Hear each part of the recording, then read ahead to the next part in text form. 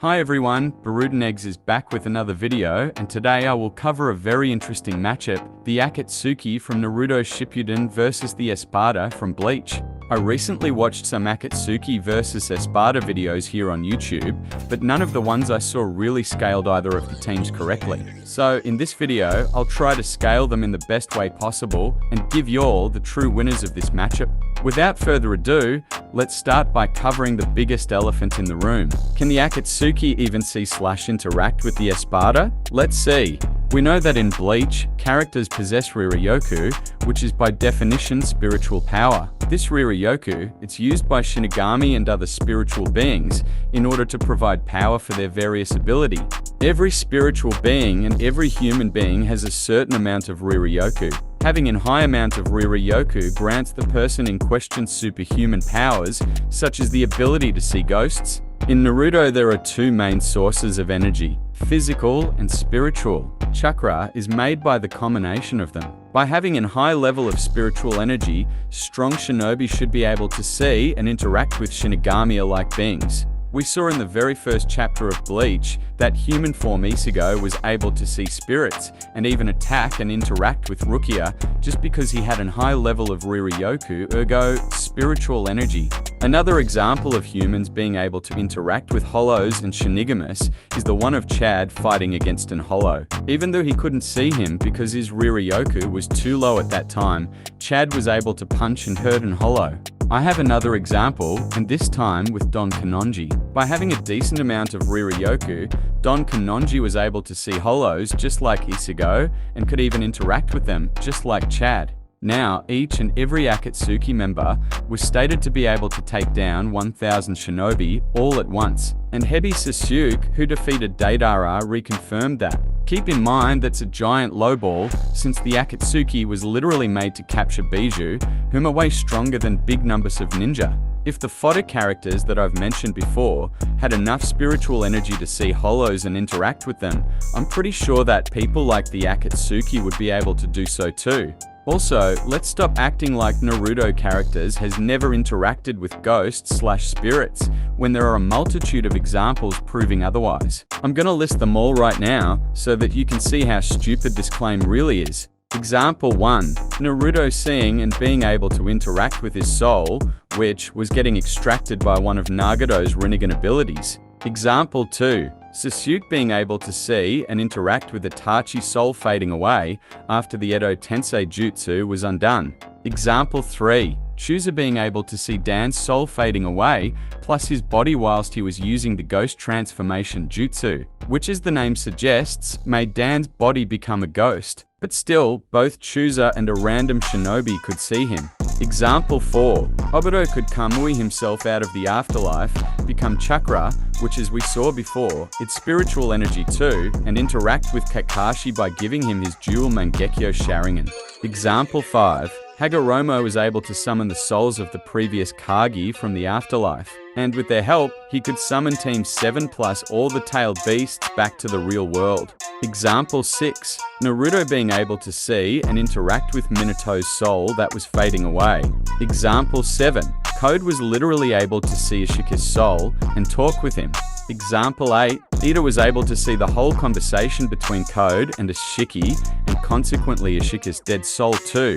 She outright stated that. Example 9. The Hayes brothers from the Boruto anime were capable of performing forbidden techniques, which granted them powers that came directly from the other world. After all of these examples I provided, I think it's pretty evident by now that Naruto characters would be able to see and interact with spiritual being like Hollows and Shinigami from Bleach. The other biggest elephant in the room is the soul crush argument. Would Naruto characters really get soul crushed, or is it just a misconception? Let's see. Obviously no, it's just a big misconception circulating in the community. The only time someone even got soul crushed in Bleach was when the difference between the two characters was like the difference between day and night. Example 1. Aizen killing a random 9-to-5 worker who possessed a laughable amount of Riryoku. Example 2. Aizen erasing the hands of an unnamed Shinigami, who surely wasn't strong in the slightest, since he was just a medic with no name. On the contrary, there are many examples of characters resisting soul crush if they aren't total fodders with little to no Riryoku. Example 1. Aizen wasn't even able to soul crush Tatsuki. Needless to say that Tatsuki is literal fodder compared to even the weakest Akatsuki members, and Aizen is light years above any Espada. Example 2. Don Kanonji was able to throw an attack at Aizen and stand still near him for some seconds before getting affected by his Ryatsu. So not only Don Kanonji wasn't soul crushed, but he could even stand still near Aizen for a little bit. Example 3. Rangaku was able to stand nonchalantly in front of Aizen, and his spiritual pressure wasn't soul crushing her. So in the end, soul crush isn't even an argument, since it never really happened against real named characters with some kind of scaling, but only against no-name fodders, whom the Akatsuki would stomp with no difference. The average Akatsuki member has also very high levels of spiritual energy, since all the members were basically monsters recruited to capture people with superhuman powers, and they never ran out of chakra whilst doing so. If Aizen couldn't crush the soul of Tatsuki, I don't know why the average Espada member, who's weaker than Aizen, would be able to crush the soul of the average Akatsuki member, whom is light years above Tatsuki in terms of power and spiritual energy. I know, I've already shown you multiple examples of soul crush being a trash argument, but this whole thing got debunked even further by one of the smartest men in Bleach, Aizen himself. In his fight against Dangai Ichigo, Aizen thought that Ichigo converted all of his spiritual energy into physical strength. Now, we know that wasn't the case. Ichigo was just so physically strong that Aizen thought so. But the fact that a reliable source like Aizen thought that someone with little to no spiritual energy remaining could touch and exchange blows with him tell us everything we need to know. Ergo, that Ichigo, whilst having little to no spiritual energy, could fight against him without getting soul crushed. And let's not forget that we have examples of chakra being able to replicate the same characteristics of spiritual pressure, like we saw when Tobirama and Hashirama started to flex their chakra. So, to really conclude this section of the video, soul crush only works against common humans. And that's it. There are a multitude of proofs showing that someone with even the smallest amount of Riryoku wouldn't get soul crushed. Now that I've debunked the mid-power scaler argument starter pack, it's time to start looking at their speed scaling. I'm going to begin with the Espada first. We'll look at the Akatsuki speed scaling later on. Back in chapter 375, Aizen was watching his subordinate Espada fighting for him. Stark was defeated by Shinsui, and Harabel was getting pressed by Lisa, Toshiro, and Hiyori. Disappointed with their performances, Aizen told Jin to end this, referred as the fight against the Shinigami. After that, Aizen shumpoed behind Harabel and cut her down. Let's see what Aizen told Harabel after cutting her down. "You've served your purpose. Looks like you people were not worthy of fighting under me. Jin, Kanami, let's get going." There are two key things about this entire sequence. One, before cutting Harabel down, Aizen told Jin to get ready, meaning he didn't view Jin as a weakling, unlike the other Espada. Two, after Aizen cut down Harabel, he told to both Jin and Kanami to follow him. Had Aizen viewed them as weaklings or incompetent as the Espada, he would have cut them down too. However, that wasn't the case. This already established the fact that Jin and Kanami were stronger than the Espada. Feats speak for themselves too. While Harabel was getting pressed by Toshiro and his imperfect Bankai, Tauzen was out there going blow for blow with Komamura with a mastered Bankai before even using his resurrection. Once Tauzen used his resurrection, he effortlessly blocked one strike from Komamura's Bankai and literally one-shotted him. Many people clown Tauzen because he lost to Hisagi, but the thing is that Hisagi caught him off guard. Yes, you can get damaged if the enemy attacks you whilst you're off guard in Bleach. People usually jerk off to this Kenpachi statement about needing to have the same level of spiritual pressure in order to hurt each other. However, one must keep his spiritual pressure sharp for that to happen. 8 or so chapters later, we saw Ichigo dropping his spiritual pressure for a moment, and Kenpachi easily cut him down. So yes, you can get off guarded in Bleach. And I have another proof that I'm about to show to you right now. Tauzen without resurrection could already blitz and almost one-shot Hisagi. Hisagi was able to grab him, this time when Tauzen was off guard. But Tauzen needed just one slash of his sword to defeat him. Now, add a 10 times multiplier of overall combat ability. Do you really think that Hisagi could damage an on-guard Tauzen, the same Tauzen who did him dirty in a weaker form the chapter prior? I don't think so. Barragan was severely injured after he had gotten hit by Soifen's Bankai, Albeit Hackagin helped her to remove Barragan's Respira, her Bankai was still strong enough to almost one-shot him. Even Stark was impressed by the power of Toshiro's and Soifan's Bankai. So much that a lazy person like him found the motivation to fight against Shunsui and went directly into his resurrection right after. So, to summarize this 1000-part up, captains could deal with and almost defeat Espada number 3 and 2, albeit with a bit of help from the Vizards. Meanwhile, Towson one-shotted a captain with low difficulty whilst in his release state. Stark was impressed by the Bankai he had seen up until that point, and Aizen himself indirectly admitted that Towson and Jin were above the Espada. So, yeah, Towson should have been above them. Jin being stronger than the Espada is even more explicit if we look at his feats. Back in chapter 414, Jin betrayed Aizen and stabbed him with his sword. Now, someone can say, but Aizen was off guard. And I mean, yeah, that's true. However, what's important is what came after Jin stabbed Aizen. Jin essentially lied to Aizen about his Bankai for all of this time. And he never told him that its peculiarity was to leave inside its target a deadly poison that dissolves cells. Jin was able to leave a fragment of his sword inside of Aizen's heart and successfully kill him right afterwards. However, the Hogyoku had already done fusing with Aizen, so Aizen was able to come back to life with another evolution and kill Jin. There are two important things to note that will help us with our scaling. First, Jin was able to kill third form Aizen. Now, if Aizen was so much stronger than Jin, he could have suppressed the poison with his spiritual energy. But he couldn't, because he wasn't that much stronger than him. Second, Aizen was able to evolve further because he felt scared after a long time. And what is the thing that scared him? Jin, and the fact that he almost died to his Bankai. Jin being able to damage Aizen means that he would be able to do so to basically every Espada with low difficulty. Base Aizen had stated to be way stronger than any of them,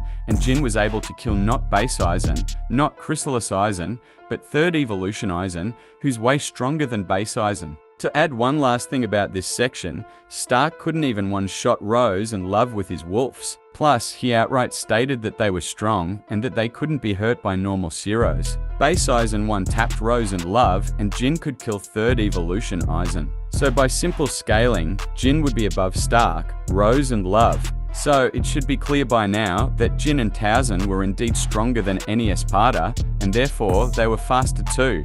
Now, let's see how fast Jin was, in order to grasp the speed of the average Espada member. But before doing that, we should debunk two rubbish metas people use to wank the speed of Bleach characters, the famous light speed Zero and the famous light speed lieutenants, via dodging negation. The supposed beam of light.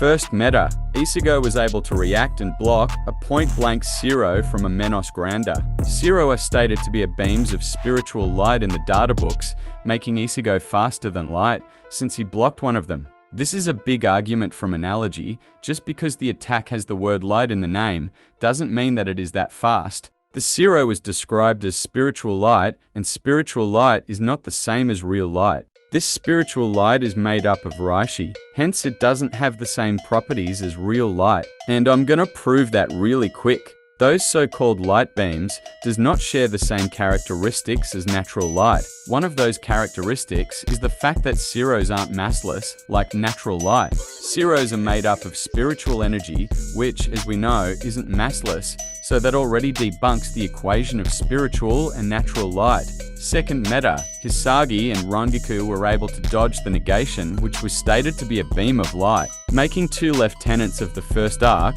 faster than light already. Again, even though the negation wasn't called spiritual light, we know that it is spiritual light since it was used by Menos. And just like the Zero, negation 2 was shown to have mass, since it could lift individuals from the floor and damage the ground beneath its targets. Therefore, it can't be considered real light. Also, another real light characteristic the Zero didn't follow was the law of reflection. And this pages do not tell lies. In reference to the negation, is actually stated that it's a technique performed by Menos Granda to rescue comrades and trap the targets by restricting them from the outside world. Real light does not operate in that kind of way, and that should be common sense.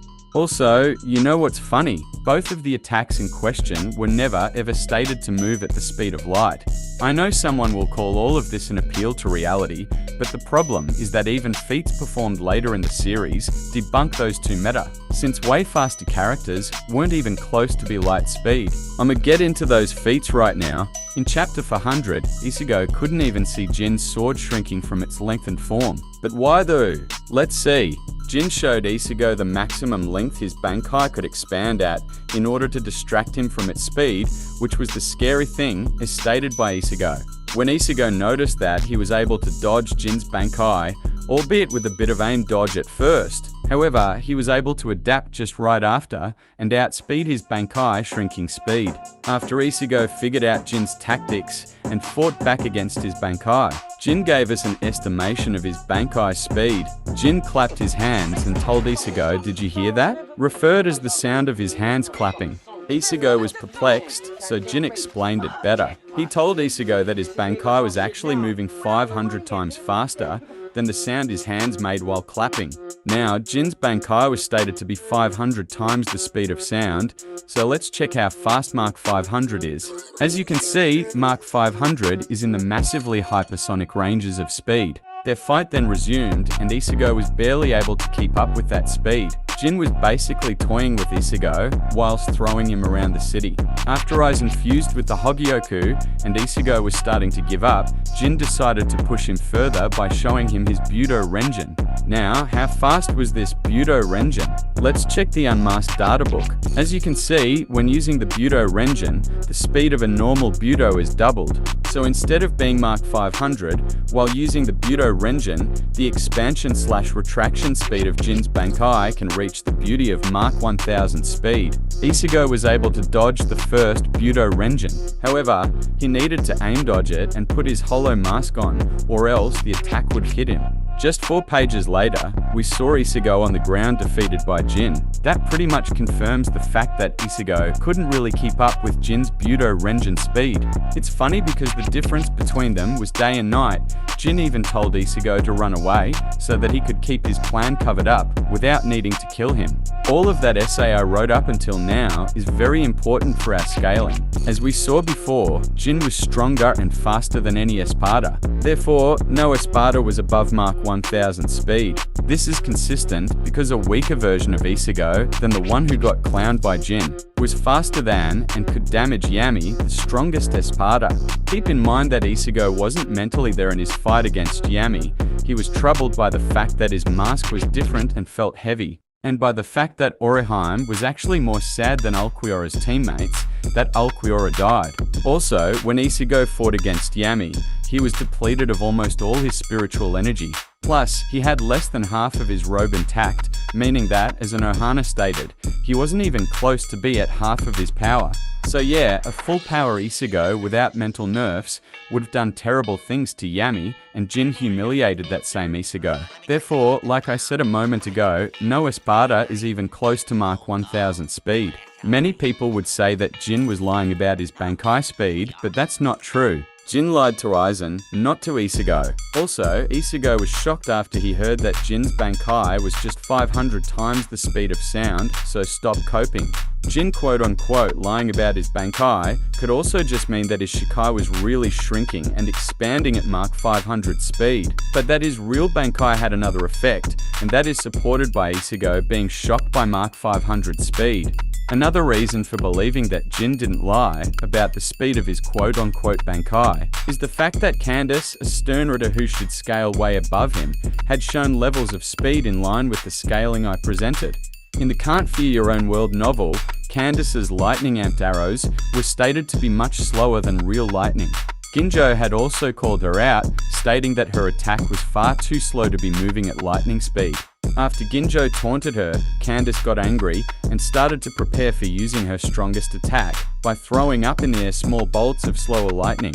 After the preparations were done, a genuine lightning strike, not entangled in an arrow, came rushing down from the sky to Ginjo and the others. The technique that dropped down cloud to ground lightning was called electrocution. Not only it was called a genuine bolt of lightning, but it was confirmed later on that this attack was indeed lightning speed only. So yeah, considering Jin Budo Renjin's was stated to be lightning speed, we could even say that Jin lied about it being that fast, since normal amped arrows from Candace, a character who should be way faster than him, were stated to be slower than real lightning. Supporting my hypothesis, there is the fact that a serious true Shikai Isego, and I'm saying serious because Yuha was about to invade the Soul King Palace, was getting tagged by Candace's companions, who shouldn't be that different from her in terms of speed. If Isego was really faster than Light, or even above that, he should have blitzed them instantly and went to Yuha in order to stop him. However, he couldn't do so, and he got stopped by the Sternritters, meaning that even in true Shikai, he wasn't that much faster than lightning. Also, keep in mind Isego was almost a goner in that scene, if it wasn't for Renji jumping in the fight and saving him. True Shikai Isego was stated to have regained the power he used to defeat Aizen. The power in question would be Dangai or Magetsu, depending on how you interpret it. Naturally, this Isego should in fact be exponentially faster and stronger than the one who got ragdolled by Jin and his Mark 1000 Budo Renjin. Meaning that if Jin really lied about his sword's speed, he did that by wanking how fast it was, and not by lowballing its speed, considering way faster characters barely reached Mark 1000 speed later in the series. Now, in order to find out how fast the average Akatsuki members were, it's pretty easy. Let's start with the first feat, which was performed by Team Kakashi. In the Sasuke vs Gaara fight during the Chunin exams, Sasuke used the Chidori, and Guy was surprised to see someone who wasn't Kakashi performing it. When Guy was describing how the jutsu work, he told an interesting fact about it. The jutsu is called Lightning Blade because Kakashi a long time ago was able to cut lightning by using that same jutsu. This feat was mentioned in the first data book too, and in an anime filler episode, we actually saw the scene in which Kakashi did cut through that lightning bolt, and he did that whilst he was very low on chakra, as you can see from the clip right here. Obviously, if you don't want to count the out of chakra part, since the episode was indeed filler, it's okay, but the feat of Kakashi cutting through a bolt of lightning still remains canon to the story. The speed of lightning is around Mark 300, which would make Team Kakashi in the same speed tier as the average Espada. But like I said before, that feat was performed by Team Kakashi only. If we take his adult form into account, Kakashi could react and block Itachi water bullets, the same bullets which were stated to move at the speed of light. With the speed of light being the beauty of Mark 870 for 1030, this version of Kakashi would be able to blitz each and every Espada member pretty badly. And it doesn't end here. This Kakashi started to train during the time skip period, and that's when he discovered to possess the Kamui. So yeah, Kakashi got even stronger and faster than when he could react and block Itachi light speed attacks. And guess what? Haiden, the self-proclaimed slowest Akatsuki member, could keep up with him in speed. So, here we are. Haiden is the slowest Akatsuki member, and he's faster than Light already, meaning that the speed of Light is like the benchmark for even the weakest/slowest Akatsuki members. I also want to add another light speed feat for Haiden and Kakuzu. The 7th Tails Jinchuriki has an attack called Scaled Sneak Jutsu. With this jutsu, she's able to use light particles to attack and blind her enemies. We don't know who kidnapped the 7th Tails Jinchuriki in canon, but there is a filler which shows that Haiden and Kakuzu's team was the one that captured her, meaning that they had to be at least as fast as her attacks in order to be able to kidnap her, and the attacks in question were indeed moving at the speed of light. However, take this with a grain of salt, since Haiden and Kakuzu capturing the 7th Tails Jinchuriki isn't technically canon. But yeah, even if you disregard that feat, the main manga scaling remains untouched. Now, back to the main scaling. Another important thing to keep in mind is the fact that the version of Kakashi who was already light speed and possibly even faster was no stronger than post-Raisin's Hurricane training Naruto.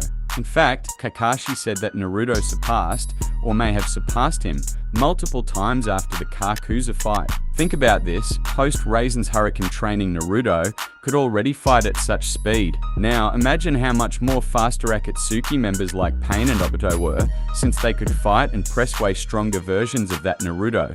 Now, I don't want to use headcanon multipliers or stupid calc staking to get their speed higher, since that would obviously give inflated values. Just know that even slower Akatsuki members are light speed, with the top tiers being even faster.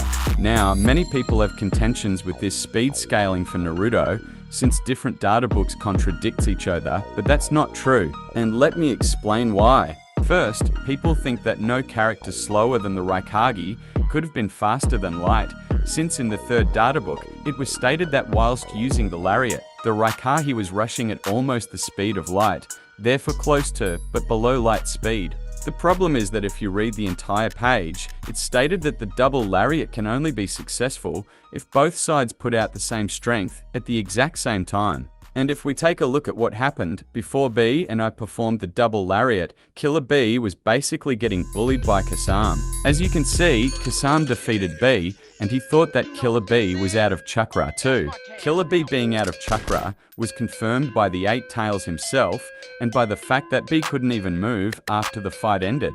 The only reason Killer B was able to stand up and perform the double lariat later on was because Samehada slightly touched him and gave him a tiny bit of chakra. We know that in Naruto, more chakra generally means stronger, faster, and durable, albeit good chakra control is what you need in order to use that power correctly. Here are some examples of chakra amping stats. Kaguya being outright stated to be stronger after she absorbed the Shinobi Alliance's chakra. Sakura getting faster after she amped her feats with more chakra. And lastly, Deidara having slower reaction speed after he used a ton of chakra during his battle against Sasuke. As you can see, B was weakened when he performed the double lariat, and the Raikage had to adjust to that almost out of chakra B.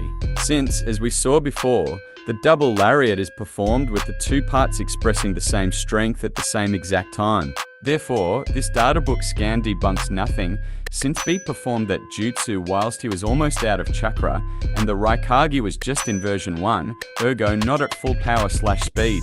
Plus, he had to adjust his strength and speed to the ones of a weakened and almost out of chakra Killer B. Second, Madara's Light Fang was described as a beam of light, and Naruto in 6 paths mode could barely dodge that attack. Therefore, every weaker form of Naruto was way below light speed. What people don't realize is the fact that a Limbo clone was holding Naruto still. Hence, that's why he had trouble dodging the Light Fang. He couldn't move properly / at all to begin with. We know that there was a Limbo clone holding Naruto up in the air because Naruto learned to fly later on in his fight against Kaguya. Since he couldn't fly in his fight against Madara, something had to hold him up still, and in this case, there was a Limbo clone doing so. So, you can't really use that feat because it wasn't the best that Naruto could do. In fact, it was the total opposite of his true/best speed. Another thing to keep in mind is the fact that Naruto didn't just dodge the beam of light that was coming at him. What Naruto really dodged was the head of Madara swinging. Now, as we saw before, even characters like Part 1 Kakashi and Haiden had light speed feats, meaning that Madara's head should be exponentially faster than them, since the level of these characters isn't even remotely comparable. And to add some more feats, Hebi Sasuke's Kirin was stated to be a light speed attack, and a sick deathbed Itachi was able to react to and block it. Plus, even a low tier character like Mifune could use light speed attacks. You see? Again, weak characters compared to just Edo Madara could already use light speed attacks. So, saying that the speed of the Naruto verse is capped at light speed because of one single misunderstood databook page is actually clown behavior.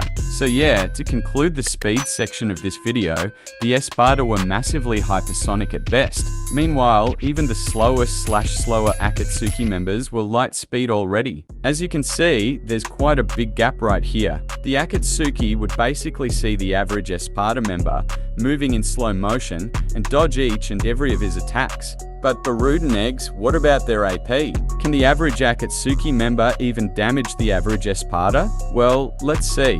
I'll start with the Espada once again. The meta people use to scale the Espada's AP is pretty simple. In chapter 345, Ulquiorra stated that 2 things were forbidden under the canopy of Les Noches: the usage of the Gran Rey Zero and the release by Espada beyond number 4. Why were these 2 things forbidden? because either one of the two would have caused the destruction of les noches itself in the process. In order to understand how big of a feat is that, we need to look at the size of les noches first. In chapter 248, Neliel claimed that it would have took 3 days of walk for Isago's team to get to the nearest gate in les noches. By using the average human speed as a way to measure how long each side of les noches was, people found out the length of each side, which was about 360 kilometers. Then they calculated the energy output required to destroy the entirety of les noches. I'll leave you the calc right here so that you can see how they got to the final result, which is small country level. Then, from this point onwards, Bleach fans usually do their calc staking combined with their own multipliers, and they are able to get the average Espada to multi-continental plus Alquiora to even planet level. However, this way of scaling doesn't work for 2 main reasons. Reason number 1 on why this scaling doesn't work is that calc staking combined with multipliers generally never give you real values on how strong a character really is. It's basically just a way to overestimate the strength of your favorite characters, nothing more. Think about this, if this scaling was really legit, how come Yamamuro, someone who dwarfs Alquiora and the Espada in power, not be able to one-shot a planet if Alquiora could, and also have similar AP to the average fodder Espada? And no, don't say that I'm confusing AP with DC, because that's not the case. The Espada being able to destroy les noches with either Zero or Resurrection is a DC feat, and you calc stack that. And Yamamuro being able to destroy the Soul Society with his Bankai's heat is also a DC feat. Aizen was way stronger than any Espada, and he himself doubted that he could defeat Yamamuro in a 1 versus 1 battle. That's the reason why he created Wonder Weiss to begin with. However, Yamamuro's best feat was him being able to burn a planet to ashes over time with the heat of his Bankai. For the people who still think that Yamamuro meant the entire universe with Soul Society, you are wrong. Toshiro said that the water in the Soul Society was quietly evaporating little by little. There is no water in the universe, so that statement refers to the planet only. Also, it's common sense, but let's specify it, an entire universe cannot be burnt to ashes, and especially not by the temperature of the sun only. Why? Because during the period of peak energy output, a nuclear weapon can produce a temperature of about 100 million degrees Celsius at its center. This value is like 4 to 5 times the one which occurs at the center of the sun. Nuclear bombs can produce energy that ranges from 10 tons of TNT to 50 megatons of TNT. In simple terms, the energy required to destroy large buildings, or even worse, an entire city. So no, a mere 15 million degrees attack is not burning up a universe, since city-level max attacks can produce 5 more times that heat and do little to no damage to the Earth only. The feat of Yamamuro burning up the Soul Society is calculated at around continental. I'll leave you the full calc in the description, so that you can see how this value was gotten from. You see how fallacious it is to use multipliers and calc staking. Yamamuro would eat the Espada for breakfast, but he was just continental. Meanwhile, even the average Espada with this wankery scaling was multi-continental bare minimum. Like, that's ridiculous. Another example I can make is with Gremmy. Gremmy scales to post an Ohana fight Kenpachi. A weaker Kenpachi from 2 arcs before was lured into Huko Mundo to fight against Yami, the strongest Espada in terms of Ryatsu, so that he could be kept occupied and not interfere with Aizen's plans. This should already tell you that Gremmy scales over any Espada, right? However, his best feat that we can calc is him being able to create a continental/multi-continental media. Now, once again, if Gremmy was barely multi-continental, what makes you think that way weaker characters than him could be multi-continental? With Alquiora even being planetary? Shit makes 0 sense. I'll bring a last example, and then I'm going to give you the second reason on why this scaling fans use is undeniably flawed. This time, my example is with Yuha. When Yuha was going to destroy the Soul Society with his own Ryatsu, Yuha couldn't even do it in 1 blow, but it was more of an overtime thing. What makes you think that Alquiora is stronger than Yuha when he got botted by an astronomically weaker form of Isago? Reason number 2 on why this scaling doesn't work. The method people use to find the size of les noches isn't inherently bad.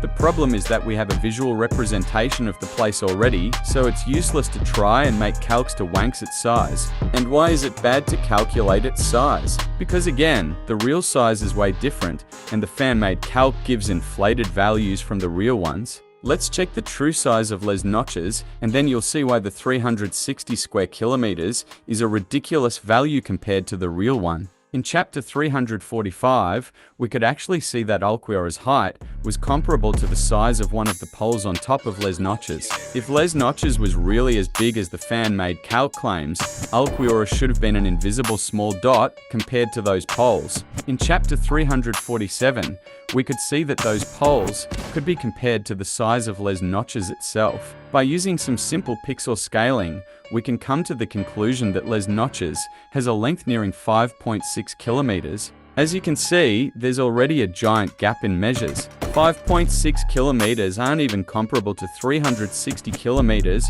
One value is obtained by using visuals Mr. Kubo himself made. The other value is obtained by vague statements and fan-made calcs, which gets contradicted by visuals. I want to be generous there. In these two shots, les noches reached a length that went from 9 to 14 kilometers. So let's use the 14 kilometers instead of the 5/9. Since les noches is a squared building, let's transform the 14 kilometers in 14 square kilometers. With the converter on hand, I got a value of 196 square kilometers. A space which measures 196 square kilometers only is nowhere near a small country in size, like the wank calcs bleach fans typically use suggest. In fact, if we take the cities in Texas ranked by their population, at the 25th place, we have Midland. Midland is an average-sized city with an area that measures 195.9 square kilometers, basically just like les noches. So, in conclusion, les noches is nowhere near the size of a small country, but it's more like the size of an average city in Texas. And that's literally it. Another important thing that people tend to forget is the fact that we saw multiple Espada transforming or using the Gran Race Zero. But those two things never caused any external damage on impact. Let me explain better. Let's start with Grimjo, the only Espada above number 4, who used the Gran Race Zero. I guess this is passable since the Zero was blocked by Isago. So that's why les noches didn't get blow up. Next we have Alquiora, and this is passable too, since he brought Isago outside of the les noches dome before using his resurrection and the Zero Oscuras. However, there is a problem. Alquiora's Zero Oscuras didn't destroy les noches in one blow, but it just blew up one part of the building. Next we have Harabel, and that's where the problems start. We saw Harabel using her resurrection in Karakura town, but absolutely nothing got destroyed, not a city nor a small country. Next we have Barragan, and once again, there is another problem with his resurrection. The surrounding buildings took 0 damage when Barragan used his resurrection, debunking again the claim that the resurrection and the Gran Race Zero can one-shot things as big as les noches. Next we have Stark, and again, even Stark's resurrection caused 0 environmental damage whatsoever. That should tell you something at this point, since Stark is undoubtedly a top 3 Espada candidate too.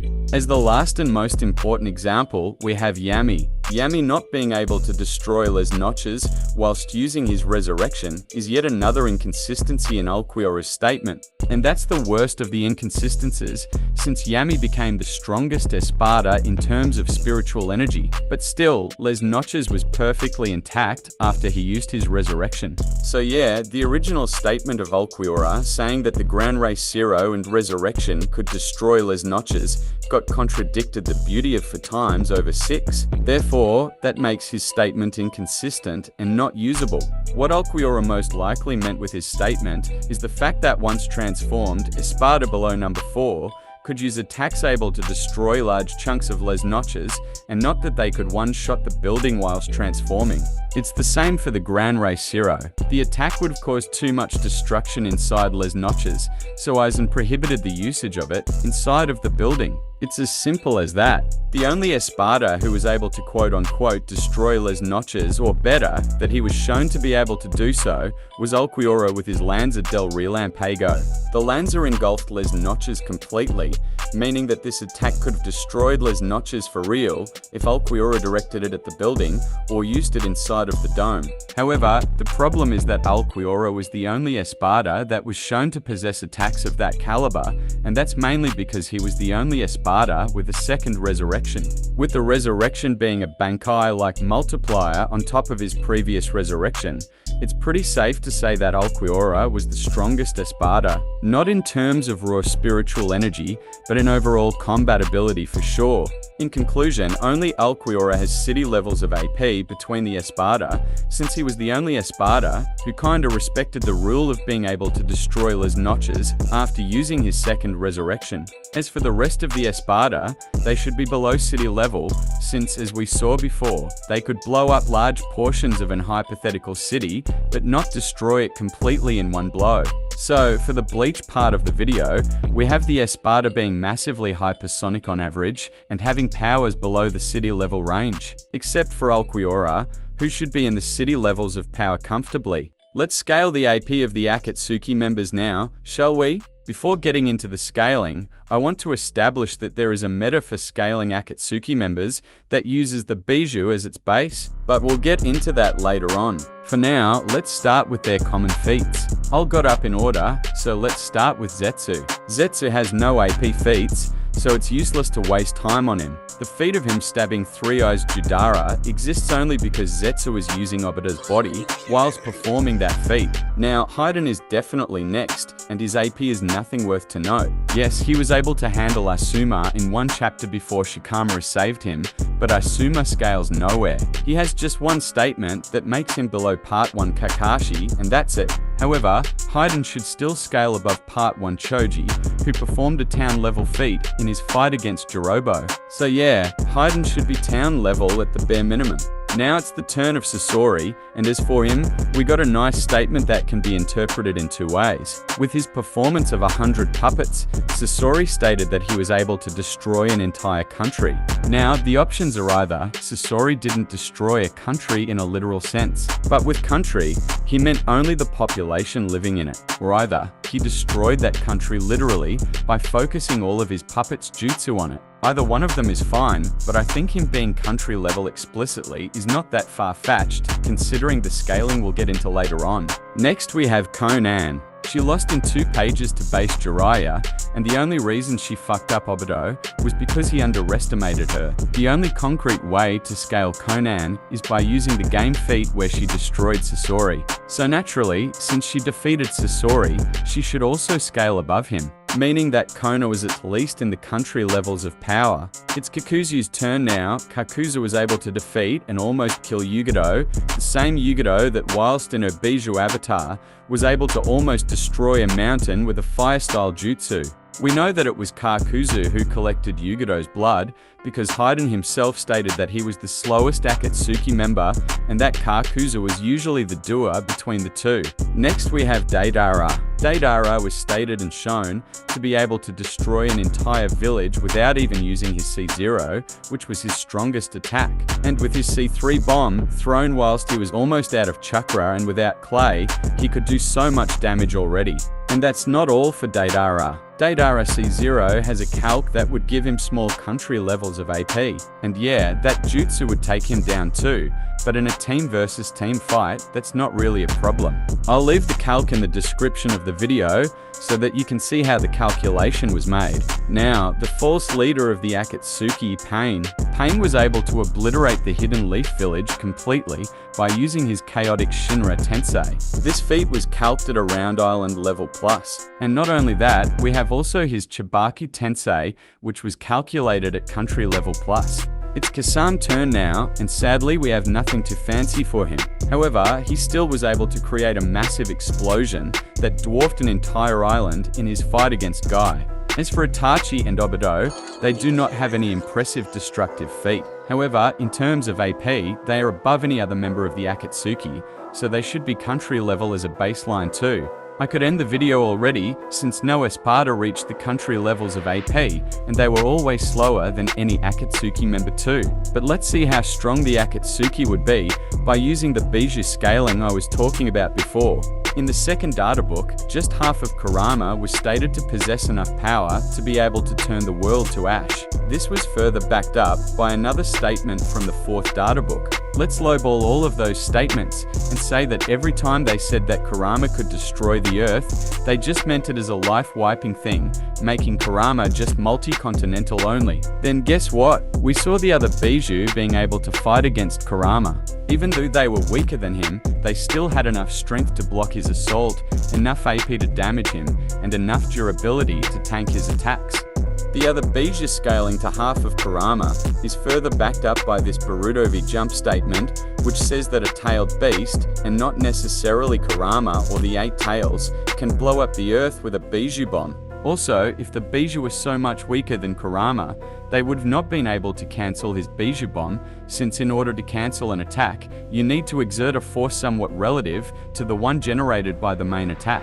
The Bijou being so strong is important because the Akatsuki's main goal was to capture them, and that's what they did over the course of the story. When 2 Akatsuki members teamed up, not a tailed beast nor a Jinchuriki could have stood a chance against them, as stated by Pain.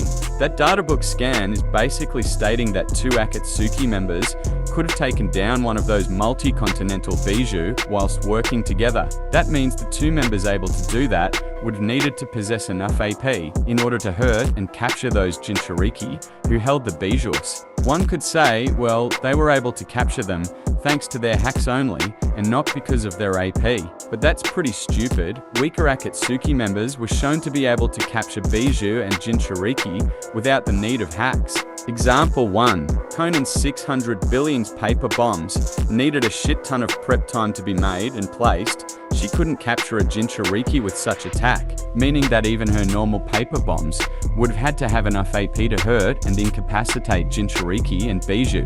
We also know that Conan's paper bombs scales off of her chakra, just like the lesser bombs of Deidara. The more chakra she uses, the stronger her explosions are, meaning that her normal paper bombs aren't really in hacks, since they are common explosions amped with chakra. Example 2. Kakuza didn't have any particular hacks that made him able to capture the Bijou.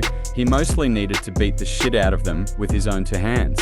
And no, bringing up his masks is useless, since they aren't really in hacks. They are simply one of Kakuzu's common abilities, and either way, Kakuzu was shown to be stronger than them.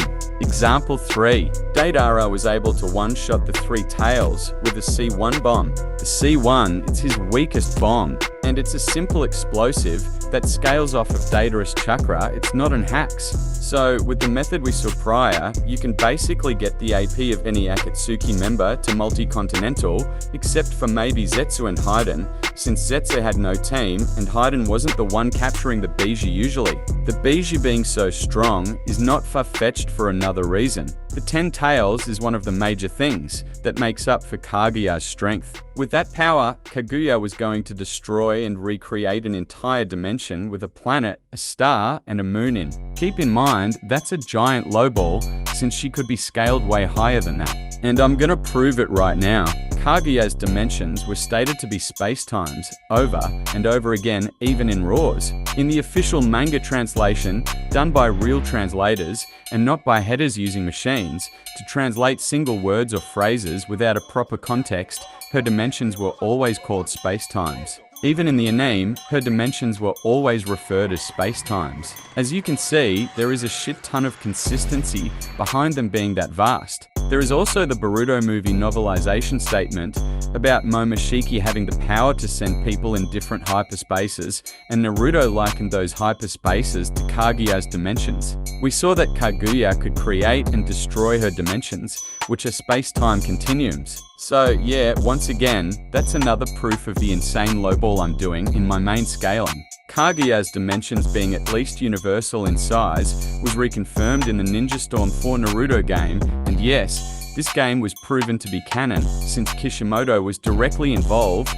with all the implementations done in it. Let's take a closer look at Kaguya's dimensions in the games. Not only they have stars and nebulas, but there are also redshifts, which means that her dimensions worked on an expansive universe method. Her dimensions also had a blue shift, which could imply a collision course with another galaxy, similar to the Andromeda and Milky Way 1. So yeah, her dimensions were at the very least universal in size, and possibly even for D. Conclusively, even if we lowball Kaguya, she's confidently star level or above. With the tailed beasts being what composes the 10 tails, ergo her main source of power, it's fair to assume that the tailed beasts are at the level of strength that we saw before. This Kaguya portion of the video basically proves that them being multi-continental only is a massive, and I repeat massive, lowball itself.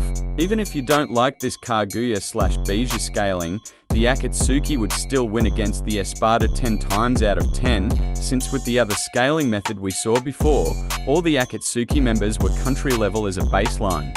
We can compare their hacks and abilities too, but nothing will change, since no Espada would even be able to use them, considering they are too slow for even the slower Akatsuki members. With his main ability, Araniyero can obtain the spirit energy and the powers of the dead hollows he consumes. In this specific case, it would be the chakra and the common abilities of the Akatsuki members absorbed. Xyle can create clones with the same abilities of the people who gets hit by his blood beforehand.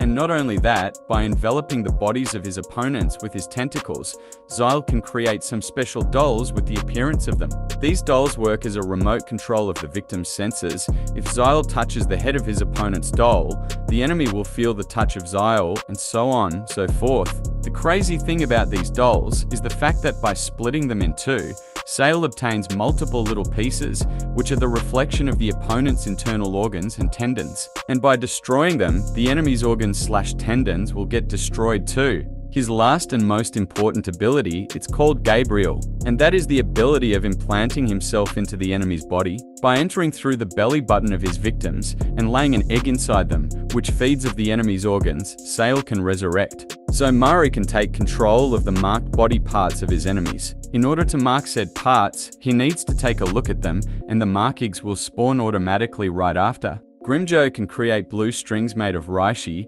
with high piercing power. Sadly, there is nothing too fancy for him. Neutra can instantly regenerate from deep injuries and spawn 2 more arms from his body. But again, sadly for Neutra too, his abilities are nothing crazy. Ulquiorra has the best regenerative abilities amongst the Espada. He can regenerate every part of his body except for his brain and internal organs almost instantly. Other than that, he can use his Lanza del Relampago, which can nuke an entire city. And the crazy thing is that he can spam that attack over and over again. With her abilities, Harabel can basically control water, his temperature from normal to boiling, and its shape. Just like with Grimmjow and Neutra, her hacks and abilities are nothing mind-blowing. Barragan is one of the most hacks between those guys. He can slow down attacks that come at him and grow parts of his enemies' bodies older just by touching them. With his Respira, Barragan can emit a purple-like aura, which grants him the ability to age the bodies of his enemies completely until only bones remain. With his Sirometraletra, Stark can fire multiple Siro at once, and by using Soul Partition, with the help of Lilinet, he can summon a pack of explosive wolves. Once again, nothing too crazy for him. Last but not least, we have Yami, with his Resurrection. The angrier Yami gets, the stronger he becomes. Now it's the Akatsuka's turn. Zetsu has pretty good hacks and abilities already. If another member of the Akatsuki were to wear him, his physical strength would literally skyrocket. And not only that, Zetsu can even use Sporulation Jutsu. With that attack, Zetsu is able to hide some of his clones inside his enemies' bodies and steal their chakra on command. He can even replenish the chakra of his allies. As you can see in this case, he did that with Sasuke. Zetsu can even create parasitic doppelgangers of his allies and control them remotely. Instead of working as an amplifier of stats, like White Zetsu, Black Zetsu can take control of someone's body if that person is exhausted. We saw that when Black Zetsu took control of Obita's body to perform the Rin Rebirth. This ability is so good in a team fight, since whenever someone is dropping dead or exhausted, Black Zetsu can simply take over his body and become extremely useful. Now we have Haiden, and just like Zetsu, he's not that strong, but his abilities make up for his lack of strength. With his 3-bladed ranged scythe, Haiden can cause small/deep injuries to his enemies and drink their blood. Once Haiden drinks even a small bit of his opponent's blood, he can connect his body with him. Once their bodies are linked, Haiden just needs to enter his red circle, and every damage he takes will be sent back to the enemy. Sasori has poison in each and every one of his weapons. And not only that, his poison can paralyze the opponent and slowly kill him in a 3-day span maximum. Sasori himself is hiding inside his Hiruko puppet. In order to destroy that same puppet, the Espada would need to output enough energy as Tsunade. Since, as stated here, Sakura possessed her same brute strength, and a punch from her is what destroyed Hiruko. Sasori doesn't even need to injure his opponents in order to poison them, since he has poisoning gas other than poison blades. One breath of that gas and his enemies would be done for. With his 3rd Kazekage puppet, Sasori can control Iron Sand, and whilst focusing his chakra in a single attack, he can create a multitude of Iron Thorns, able to poison the opponent on the slightest touch. Not only Sasori has singular overpowered puppets, but he possesses numbers too. With his ultimate jutsu, Sasori can control up to 100 puppets, which again, can poison you with the slightest touch, and evading their hits is hard when you are up against 100 of them. Conan doesn't have good hack/abilities. Her 600 billions paper bombs require a shit ton of prep time to be placed, and other than that, she can fly, become and control paper, and use explosive paper bombs. As you can see, her abilities aren't totally bad, but compared to the other Akatsuki members, she's lacking a bit. It's Kakuzu's turn now. He has pretty decent hacks/abilities too, but nothing too exceptional. Kakuzu has essentially 5 lives, so in order to really kill him, his opponents would need to send him to the grave for the beauty of 5 times. Also, each and every of his masks can use a different basic chakra element, and those masks can fight alongside Kakuzu. Now we have Deidara, and let me tell you, he's pretty overpowered. With his C1 bombs, Deidara can perform micro but powerful explosions. With his C2 bombs, Deidara can create clay dragons that grants him the ability to fly. And not only that, those C2 dragons can produce a multitude of powerful landmines and guided dragon explosives. We saw what his C3 bombs could do before, and that is to obliterate a village casually, whilst Deidara was low on clay and chakra on top of that. Next we have his C4 Karura, his so-called masterpiece, plus this is the most overpowered ability Deidara has by far. The explosion of his C4 bombs release nano-sized explosives in the air, which implant themselves inside the bodies of all the creatures who inhale them. When those nano-sized bombs explode, the multicellular level explosions are going to destroy their victims from inside out. In theory, the Espada should be able to see them, since they are made out of chakra, ergo spiritual energy, and it would be possible for the Espada to escape from this jutsus by getting out of its range. However, as we saw before, they are too slow in order to do that. Pain is pretty insane as well. He possesses the Rinnegan, which grants him the ability to use the 5 basic chakra natures, and a lot of other broken abilities too, that I'm about to show you. First, the outer path is able to bring back to life the other destroyed pain bodies. Also, it can pull out the tongue of his enemies and read their mind or insta-kill them during the moment of the extraction. Second, the animal path can summon multiple animal creatures that could come in handy, especially the dog summoning, which can spawn more heads each time that someone cuts one of them.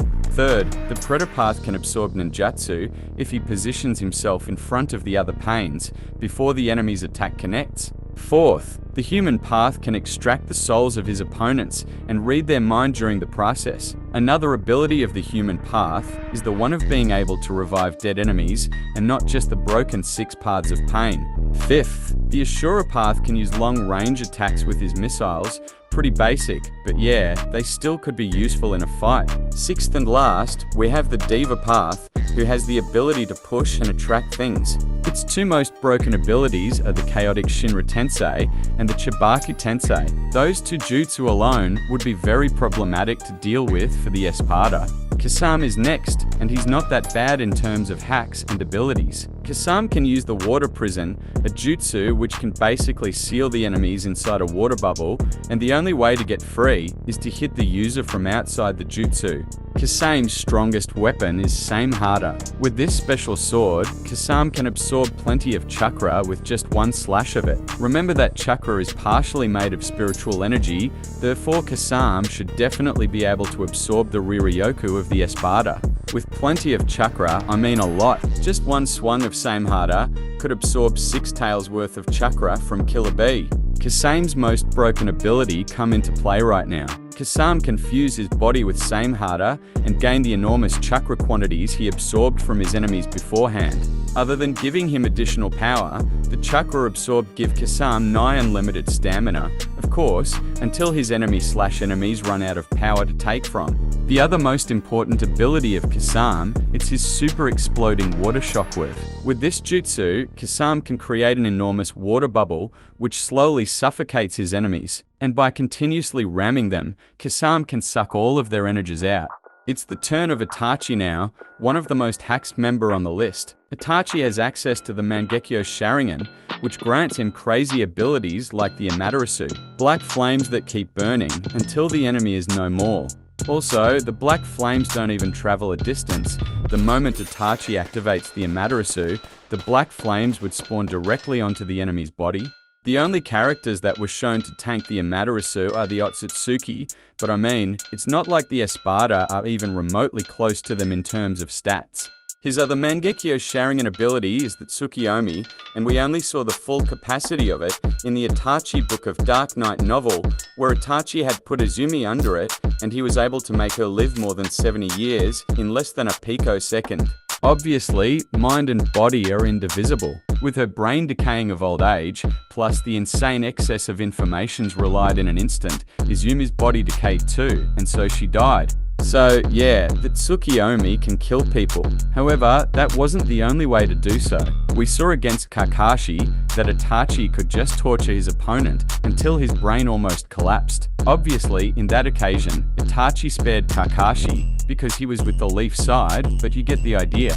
After unlocking his Mangekyo Sharingan, Itachi awakened a third and last ability, the Susanoo. His Susanoo wasn't particularly strong because of his strength nor speed, but for the weapons it carried. With the Totsuka Blade, which is a spirit blade with no physical form, Itachi can seal his enemies in a Genjutsu world of drunken stupor. With his Yadamira, which is a spirit shield with no physical form, Itachi can block any unilateral attack coming at him. And yes, I said unilateral, because the shield covered just one side of his body. Now at last we have Obito, and he's pretty hacks too. His Mangekyo Sharingan ability is the Kamui, which grants him the capability of phasing through objects and attacks for a maximum of 5 minutes. Obito can even suck his enemies into the Kamui dimension, and unless they have some kind of space-time ninjutsu, they would not be able to get out of it. That's not everything we have for him. Obito can even fake up his death if he wants to, thanks to the Izanagi. So not only it's hard to kill him during his 5 minutes of intangibility, but he even has a jolly that grants him another life. With his basic 3 Tomo Sharingan, Obito is Genjutsu potent enough to mind control people. Keep in mind that Obito was even able to mind control a perfect Jinchuriki, someone who should be able to easily break free from a Genjutsu, thanks to his partner waking him up. So yeah, even though some Espada have really good hacks, even in this department, the Akatsuki is superior by a long shot. In the end, the Akatsuki is stronger, faster, and has way better hacks overall. Honestly, this is one of the most one-sided matchups I've ever covered. If Bleach fans were real with their scaling, we would have never seen this debate brought up so many times. Thanks for having watched this video up until now. It was pretty long. I suggest you to leave a like and subscribe to my channel in order to support me and never miss future videos. That was everything for today's video. See you all next time. Peace.